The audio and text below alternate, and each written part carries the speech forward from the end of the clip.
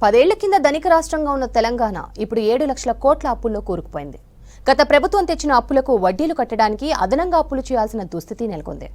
మరోవైపు ఎన్నికల్లో ఇచ్చిన 6 హామీలను తప్పకుండా అమలు చేయాల్సిన పరిస్థితి. దీంతో వివిధ మార్గాల్లో వచ్చే ఆదాయం మరింతగా పెంచడంతో పాటు నిధుల సేకరణపైన ఫోకస్ పెట్టింది రాష్ట్ర సర్కార్.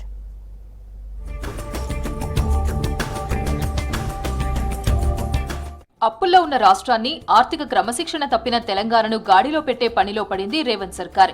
గత ప్రభుత్వం చేసిన అప్పులు తీర్చడం, వాటి వడ్డీలు కట్టడంతో పాటు రాష్ట్రాన్ని అభివృద్ధి చేయడం, 6 గ్యారంటీలకు నిధులు సేకరించడం వంటి అంశాలపై ఫోకస్ పెంచింది.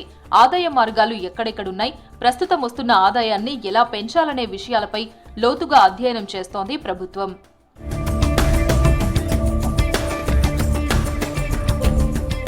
ఎన్నికల్లో ఇచ్చిన 6 గ్యారంటీల అమలుకు 1,00,000 కోట్లకు పైగా అవసరం.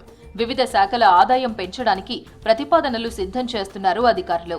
అలాగే బాండ్లతో 10 నుంచి 20,000 కోట్లు సేకరించాలని నిర్ణయించినట్టు సమాచారం. మరికొన్ని నిధులను కార్పొరేషన్లతో తీసుకోవడానికి ప్రణాళికలు సిద్ధం చేస్తోంది సర్కార్. గత ప్రభుత్వం భూములు అమ్మి ఆదాయం సమకూర్చుకుంది. అయితే కాంగ్రెస్ సర్కార్ భూములను అమ్మకుండా వాటిని తనఖా పెట్టి నిధులు తేవాలని ప్లాన్ చేస్తోంది ప్రభుత్వం.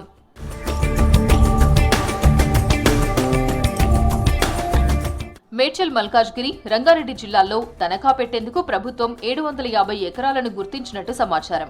వీటితో పాటు భూముల మార్కెట్ విలువ సవరించి పేద ప్రజలకు భారం పడకుండా ఆదాయం పెంచుకోవాలనుకుంటున్నట్టు తెలుస్తోంది. రాష్ట్రంలో మరిన్ని ఎలైట్ బార్లకు అనుమతి ఇవ్వాలని నిర్ణయించినట్టు సమాచారం. ప్రస్తుతం రాష్ట్రంలో 1,200 బార్లు ఉండగా వాటిలో 140 ఎలైట్ బార్లు ఉన్నాయి. వీటి సంఖ్య పెంచితే ఆదాయం బాగా వస్తుందని అంచనా వేస్తున్నారు అధికారులు.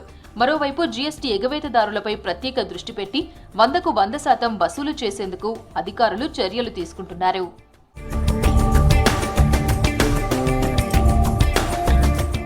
ఆర్థికంగా ఎన్ని ఒడిదుడుకులు ఎదురైనా రాష్ట్రాన్ని అభివృద్ధి పథంలో ముందుకు తీసుకెళ్లడంతో పాటు ఎన్నికల్లో ఇచ్చిన 6 హామీలను ఖచ్చితంగా అమలు చేయడానికి ప్లాన్ చేస్తోంది రేవంత్ సర్కార్.